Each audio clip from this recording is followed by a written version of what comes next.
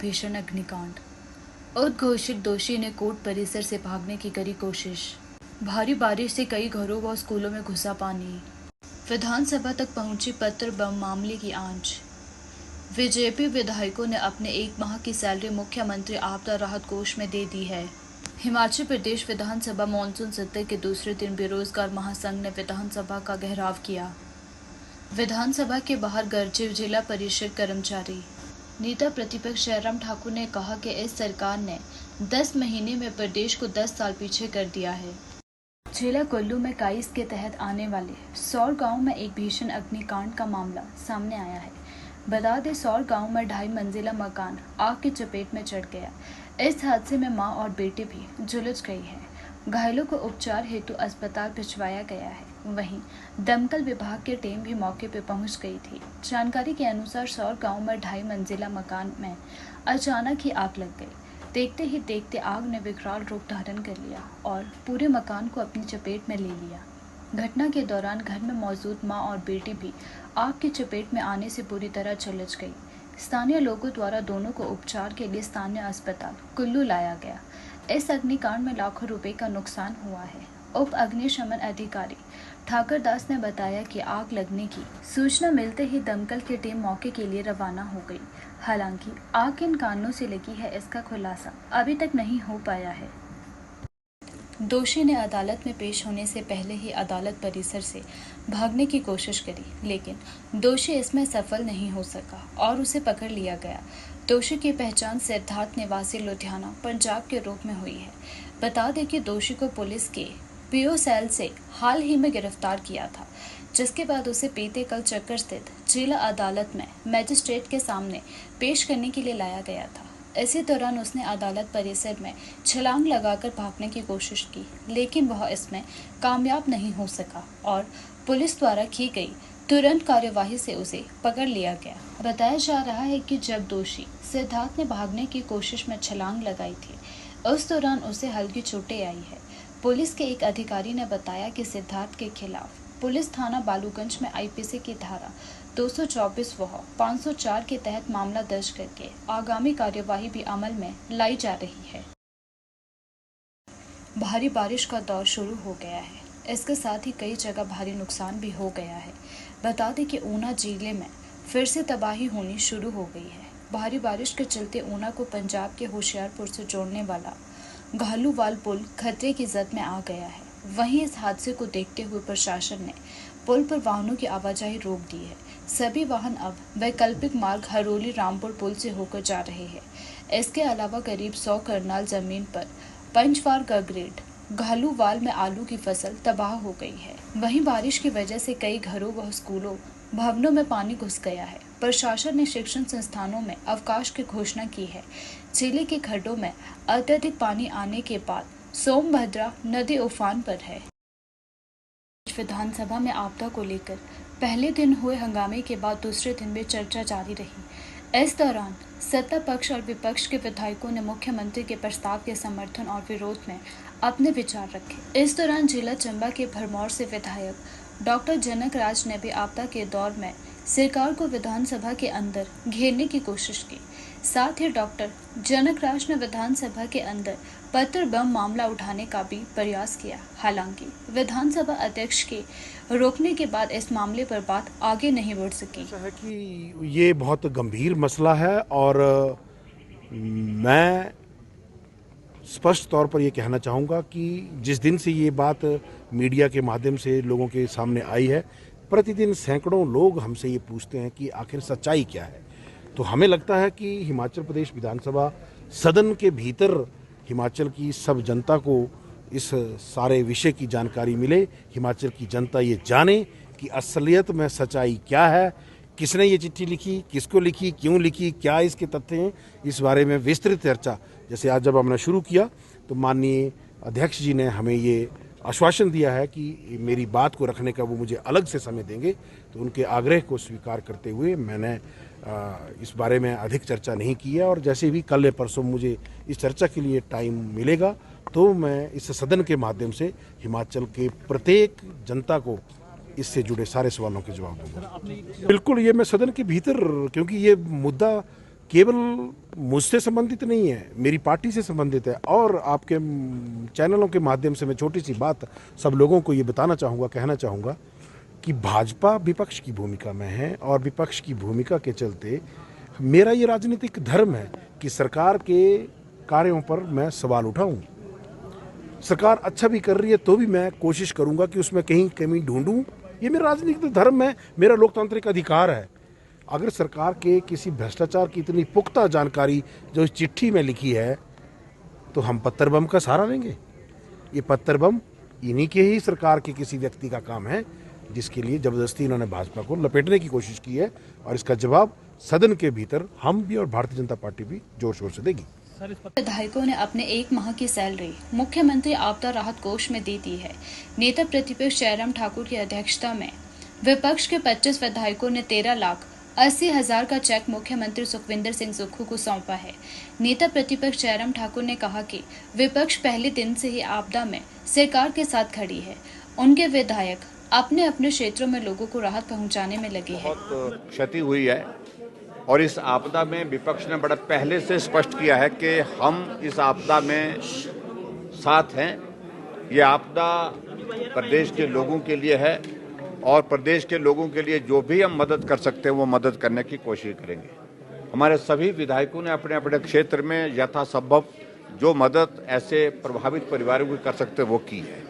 और उसके साथ हमारी एक कमिटमेंट थी कि 1 महीने की सैलरी हम आपदा राहत कोष में देंगे। वो आज हमने माननीय मुख्यमंत्री जी को 25 विधायकों की लगभग 13,80,000 रुपये जो है वो चेक के रूप में उनको दी है। और वो काम करें अच्छी तरह से, लोगों की सेवा हो, लोगों की मदद हो, उस दृष्टि से इस भाव के साथ हमने काम किया। संघ ने विधानसभा मानसून सत्र के दूसरे दिन विधानसभा का घेराव किया। बेरोजगार संघ का कहना है कि युवाओं को नजरअंदाज किया जा रहा है। यह बेरोजगार पिछले कल से लेकर पूरी रात और आज भी धरने पर बैठे हुए हैं, लेकिन सरकार की ओर से उनकी कोई सुध नहीं ली गई है। हिमाचल प्रदेश कर्मचारी चयन आयोग HPSSC को भंग कर दिया गया था और सरकार ने दिसंबर 2022 में प्रतिबद्धता के साथ आश्वासन दिया था। नमस्कार, मेरा नाम मोहिंदर शर्मा है। मैं डिस्ट्रिक्ट बिलासपुर से आया हूं और मेरा पोस्ट कोड 980 है। और हम सारे पोस्ट कोड के लोग कल मुख्यमंत्री जी से मिलने के लिए शिमला पहुंचे थे। कल हमारी मुख्यमंत्री जी से मुलाकात हुई। उन्होंने हमें फिर से आश्वासन दिया कि हम आपका रिजल्ट निकाल रहे हैं। जब हमने उनसे पूछा कि सरकार की मंशा क्या है, सरकार विजिलेंस जांच में फंसी हुई भर्तियों को कैंसिल करना चाहती है या रिजल्ट निकालना चाहती है, तो मुख्यमंत्री जी ने हंसकर कहा कि हमने अभी कैंसिल नहीं किया है और हम आपका रिजल्ट निकाल रहे हैं। पिछले 9 महीने से मुख्यमंत्री जी हमें यही आश्वासन दे रहे हैं कि हम सरकार आपका रिजल्ट निकाल रही है। और ये विजिलेंस वालों को और कल आदेश, मतलब हम पब्लिक के सामने विजिलेंस वालों को आदेश करते हैं कि 962 का रिजल्ट पहले निकालो, 980 का बाद में निकालो। सरासर झूठ बोल रहे हैं। इस तरह से झूठ बोलने से बात नहीं बनेगी। हमारे पोस्ट कोड में केवल एक अभ्यर्थी, जो विजिलेंस वालों ने बताया है, सिर्फ एक अभ्यर्थी पकड़ा गया है और उस अभ्यर्थी की भी जमानत हो गई है। और अन्य पोस्ट कोडों में भी 13 FIR में 23 लोग हिरासत पकड़े गए हैं, जिनमें से अधिकतर लोगों की जमानत हो गई है। जो दोषी लोग हैं वो बाहर घूम रहे हैं और जो निर्दोष हैं वो यहाँ पर सजा काट रहे हैं। इस तरह से बात नहीं बनेगी। मुख्यमंत्री जी, विनम्र निवेदन, बात को समझिए। जो विजिलेंस जांच में फंसी हुई भर्तियां हैं, आप उनके संदर्भ में निर्णय लेने का प्रयास करिए। इस तरह से बात बिल्कुल भी नहीं बनने वाली। हमारा संघर्ष, अभी हम यहाँ शिमला में हैं, हमारा संघर्ष अभी जारी रहेगा जब तक मुख्यमंत्री जी बिल्कुल क्लियर ये नहीं बताते हैं कि हमारा रिजल्ट आ रहा है या नहीं आ रहा है या कब तक आएगा। तब तक हम शिमला में ही डटे हैं। और ये संख्या बल, अभी हम 100 के आसपास लोग यहाँ इकट्ठे हैं। धीरे धीरे ये संख्या बल कल परसों तक और अधिक बढ़ता जाएगा। मुख्यमंत्री जी, बात सुनिए, रिजल्ट को निकालिए। अधिकारी महासंघ के अध्यक्ष राजेश ठाकुर ने बताया कि जिला परिषद कर्मचारियों और अधिकारियों को संशोधित वेतनमान के लाभ से वंचित कर दिया गया था। अधिकारियों की सैलरी फिक्स कर दी गई है।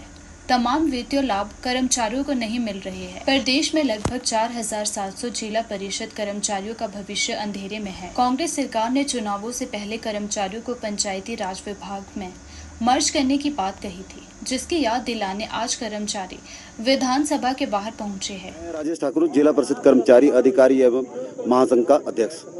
आज जो हम यहाँ पूरे प्रदेश से जो जितने भी जिला परिषद कर्मचारी अधिकारी एकत्रित हुए हैं, हमारी एक मांग चल रही थी लंबे समय से कि हमें जितने भी जिला परिषद कर्मचारी अधिकारी इनको विभाग में विलय किया जाए।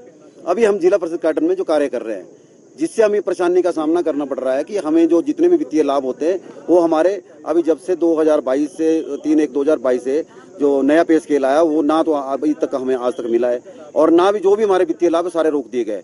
तो हमने बार बार सरकार से भी ये मांग करी है जब से सरकार बनी है जब से भी सरकार बनी है कि हमारी जो मांग है उसको आप पूर्ण करिए, लेकिन सरकार की तरफ से कोई भी सकारात्मक जो संदेश अभी हमें तक नहीं मिला है। जिस कड़ी में जो आज हमने यहाँ पूरे प्रदेश के जो हमारे जिला परिषद कर्मचारी और अधिकारी है यहाँ एकत्रित हुए और अपना जो रोज जो है प्रकट कर रहे हैं। लगभग 4700 कर्मचारी है, जिसमें कि हमारे पंचायत सचिव, तकनीकी सहायक और हमारे कनिष्ठ अभियंता, सहायक अभियंता और अधिशासी अभियंता और हमारे अपने पीएन है कुछ हमारे, तो लगभग 4700 कर्मचारी जो इससे इन सभी लाभों से वंचित है।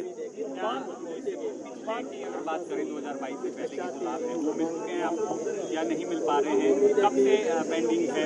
हम 3/1/2022 से हमें हमारी जो सैलरी है वो फिक्स हो गई है। जितने भी 4700 कर्मचारी है हमारी जो सैलरी वो फिक्स हो चुकी है। ना हमें कोई डीए दिया जा रहा है, ना हमें छठे वेतन का लाभ दिया जा रहा है। तो इसी कड़ी में आज हमने पूरा ये प्रदर्शन करने का यहाँ निर्णय लिया है और आज हम माननीय मुख्यमंत्री से निवेदन कर रहे हैं कि हमारी जो मांग है विभाग में विलय की उसको पूर्ण करें। नेता प्रतिपक्ष जयराम ठाकुर ने कहा कि यह सरकार 10 महीने में प्रदेश को 10 साल पीछे कर दिया है। यहाँ तक कि सरकार सदन में झूठे आंकड़े पेश कर रही है। चुनावों के समय भी और अब भी सदन को गुमराह किया जा रहा है। जनता की मांग पर जनप्रतिनिधि के निवेदन पर संस्थान खोले गए। मुख्यमंत्री ने बिना किसी कारण से सभी संस्थानों को बंद कर दिया।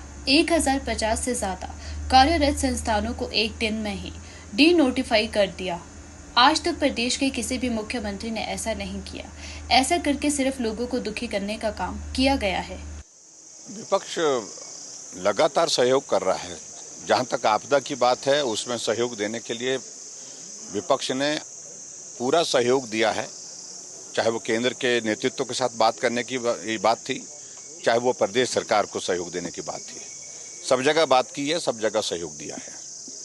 लेकिन इस प्रकार से जिस प्रकार चालाकी करके कांग्रेस सरकार कोशिश कर रही है कि इस आपदा में जो नुकसान हुआ है हम तो नहीं कर पाएंगे, तो इसलिए इसका ठिकरा केंद्र सरकार के सिर फोड़ा जाए, इस बात की भी इजाज़त नहीं दी जाएगी। जो प्रदेश सरकार के जो काम करने के हैं वो करें। और ऐसे में हम बार बार कह रहे हैं सड़कें टूटी हैं, पानी की स्कीमें टूटी हैं, अभी तक जिंदगी सारी अस्त व्यस्त पड़ी है, उसको पटरी पर लाने के लिए युद्ध स्तर पर काम होना चाहिए। लेकिन यहाँ उससे ज़्यादा राजनीति पर जोर दिया जा रहा है और जो बहुत दुर्भाग्यपूर्ण। आपने स्पीच में देखा होगा जितने भी सत्ता पक्ष के लोग बोले हैं सभी लोगों ने राजनीतिक बात ज़्यादा की है, जबकि कोई कॉन्क्रीट सुजेशन सुझाव के रूप में अगर बात कहते कि हम ये करने जा रहे हैं, हम ऐसा सोच रहे हैं, इस प्रकार से किया जाए, तो वास्तव में ये चर्चा तो उसके लिए थी। और इसलिए हम इस सारी चर्चा में भाग ले रहे हैं, अपना पक्ष रख रहे हैं और जहां तक जो प्रस्ताव उन्होंने रखा है उस पर विचार करेंगे।